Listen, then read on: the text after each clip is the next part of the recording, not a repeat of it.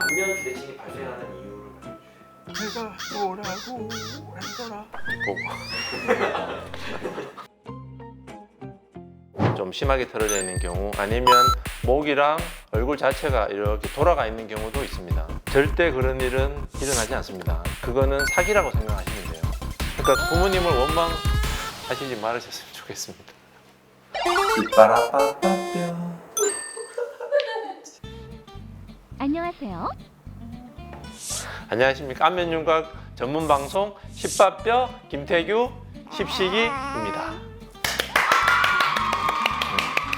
추운데 모자라도 오늘은 상담하러 오시는 분이나 수술을 생각하는 분들 중에 이 비대칭에 대해서 궁금해하거나 교정하고 싶은데 되는지 이렇게 이제 걱정하시는 분들이 많아요. 그래서 오늘은 비대칭에 대해서 한번 설명을 드려보도록 하겠습니다.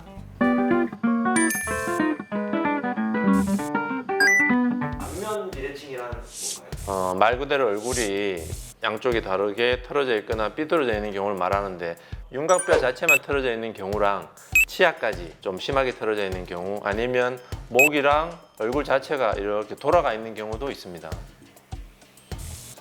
안면 비대칭이 발생하는 이유를 왼쪽으로만 음식을 씹는다거나 아니면 잘 때 오른쪽으로만 누워 자요, 그것 때문에 비대칭이 생긴 것 같아요 라고 물어보시는데, 실제로 그 정도의 자세 변화나 물리적인 압박 때문에 얼굴에 비대칭이 생기거나 그러진 않습니다. 그냥 그거는 그 사람이 가지고 있는 고유한 성장 과정이라고 생각하시면 돼요. 경락 마사지를 받거나 자세 교정을 하면 비대칭이 좋아진다, 얼굴이 바로 잡힌다라고 얘기하는 분들이 있는데 절대 그런 일은 일어나지 않습니다. 그거는 사기라고 생각하시면 돼요. 결론은 그러한 것들을 하지 말았으면 합니다. 해서는 안 됩니다.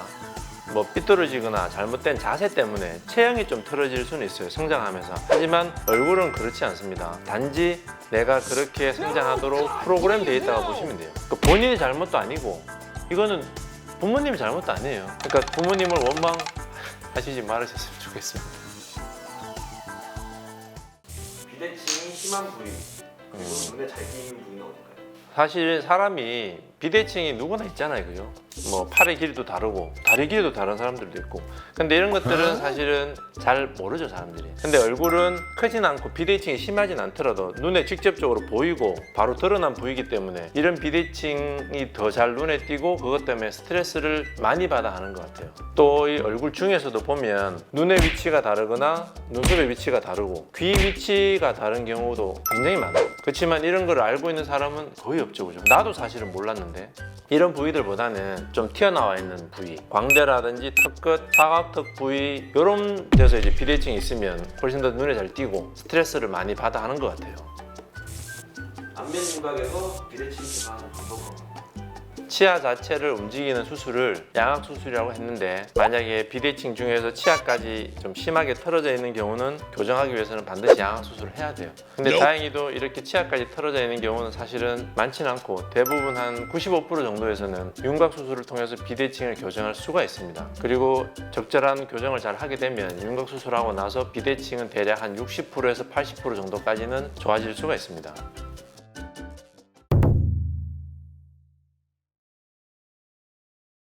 첫 번째, 광대를 보면 폭이 다르거나 높이가 다르고 그 다음에 튀어나온 정도가 다르고 그 다음에 어느 한쪽으로 얼굴이 이렇게 전체적으로 기울어져 있는 경우가 있어요. 평균적으로 보면 우리나라 사람들 경우는 60% 정도에서 왼쪽 얼굴이 넓고 내려와 있고 뒤로 들어가 있고, 반대로 오른쪽 얼굴은 좁고 높고 튀어나와 있는 경우가 있습니다. 이렇게 모양적으로 비대칭이 있는 광대를 교정하려면 바깥쪽에서 L자 모양으로 뼈를 잘라서는 비대칭을 교정하는 게 거의 불가능합니다. 그럼 어떻게 해야 되냐면 이 45도 광대를 최대한 많이 포함해서 앞광대까지 사다리꼴 모양으로 절골해서 뼈를 자르고 이걸 이제 움직이면서 옆으로 위로 뒤로 세 방향으로 45도 광대 전체를 움직이면서 비대칭을 교정해 줄 수 있어요. 이렇게 하면 대략 한 60%에서 80% 정도까지 비대칭을 교정할 수가 있습니다. 특히 여기서 중요한 거는 45도 광대를 최대한 많이 포함해서 앞광대까지 절골을 한다는 게 가장 중요한 포인트입니다.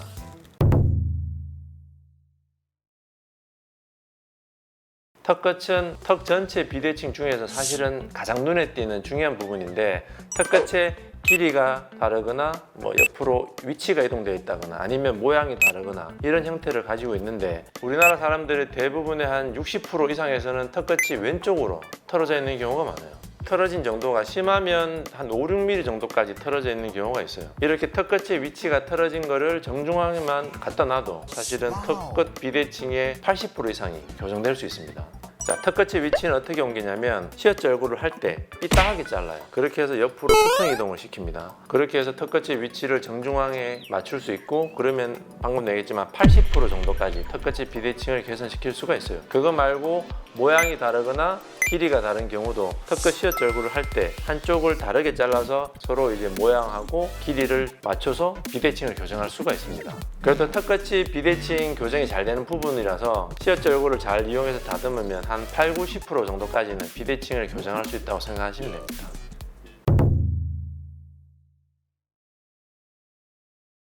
그 다음에 이제 사각턱인데 사각턱은 크기 차이죠. 길이가 길다거나 폭이 양쪽이 다르다거나 이 두 가지인데 이런 경우는 이제 한쪽을 더 자른다거나 아니면 한쪽을 더 외척 피즈 쉐이빙 할 때 갈아준다든지 이렇게 차이를 둬서 비대칭을 교정할 수가 있습니다. 근데 이 사각턱 자체가 광대뼈나 턱끝뼈보다 크고 좀 넓고 범위가 많다 보니까 비대칭 교정이 그렇게까지 쉽지는 않아요. 대략적으로 보면 한 60%에서 80% 정도까지는 비대칭을 교정할 수가 있습니다.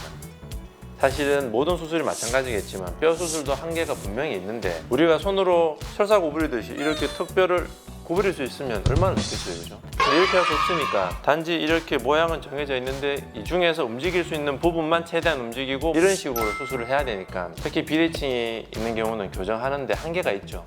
광대 수술 같은 경우는 이 폭이 다른 경우는 상대적으로 교정하기가 쉬운데 광대뼈의 높이가 다르다든지 튀어나온 정도가 다른 경우는 사실은 한계가 많아요. 눈동자 주변의 뼈를 45도 광대뼈를 최대한 많이 포함해서 자르는 게 중요하다고 했는데 45도 광대뼈를 많이 자르려고 하면 눈동자 뼈에 가까이 가야 되는데 일단 눈동자 뼈 자체가 눈동자를 보호해야 되기 때문에 눈동자 뼈를 너무 가까이 잘라서도 안 되고 그리고 눈동자 옆뼈 바로 밑에 신경이 나오기 때문에 그것도 조심해야 되고 자르고 난 부분 그 안쪽에서 나사를 고정해야 되는 공간도 마련해야 되기 때문에 눈동자 뼈 바로 밑에서 자를 수가 없고 일정한 거리를 띄워야 됩니다. 이것 때문에 광대뼈의 높이라든지 돌출된 정도를 교정하는 데는 한계가 있어요. 특히나 45도 광대 바깥쪽에서 절골한 L자 절골 같은 경우는 45도를 거의 안 포함하니까 이러한 비대칭을 교정하는 것은 현실적으로 거의 불가능하다 보면 됩니다. 그리고 턱끝 같은 경우는 심하게 털어진 경우는 5, 6mm 이상 어느 한쪽으로 털어진 경우가 있다고 했는데 이 정도가 되면 사실은 치아까지 털어져 있는 경우가 많고 이런 경우는 윤곽으로 교정을 못하고 반드시 양악 수술을 해서 치아까지 같이 움직여 줘야 됩니다. 그리고 이런 경우 외에도 턱끝이 좀 작거나 짧거나 아니면 좀 얇은 경우 이런 경우는 비대칭을 교정할 만한 뼈의 여유가 없기 때문에 턱끝 비대칭 교정 자체가 좀 많이 어렵습니다. 또 한 가지 사각턱 수술에서 어떤 분들이 있냐면 사각턱 뼈가 귀 뒤쪽까지 크게 많이 발달된 분들이 있어요. 이러면 물론 이제 사각턱 뼈를 자를 때 귀 뒤쪽에 있는 사각턱 부위까지 충분히 넓게 자르면 비대칭 교정하는 게 어렵지 않겠지만 귀 뒤쪽에 사각턱 뼈를 많이 자르게 되면 이 뒤쪽에 중요한 혈관이 지나간다고 제가 얘기했었는데 이러면 이제 좀 위험해질 수 있어요. 그래서 귀 뒤쪽 뼈가 좀 많이 발달돼 있고 이것 때문에 비대칭이 좀 심한 경우는 사실상 비대칭 교정하는 게 좀 한계가 있어요. 그래도 다행인 거는 이렇게 귀 뒤쪽까지 사각턱 뼈가 크게 발달되어 있는 경우는 흔하진 않아요. 비대칭을 걱정하시는 분들에게 한마디랑 앞으로 주의사항 말씀.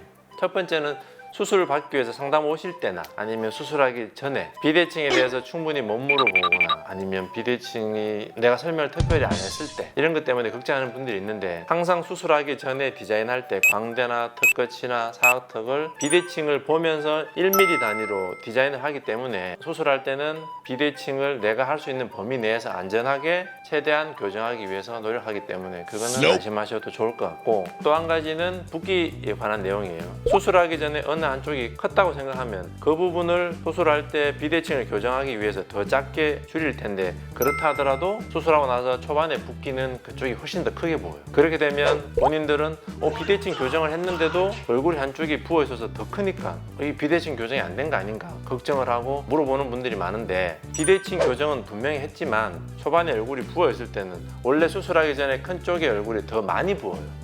붓기 차이가 있다고 생각하시면 돼요. 그래서 이런 경우는 한 5일에서 일주일 정도 지나면 붓기가 빠지면서 비대칭이 좋아지는 게 분명히 눈에 보일 테니까 조금 안심하고 기다려 주시면 될 것 같습니다.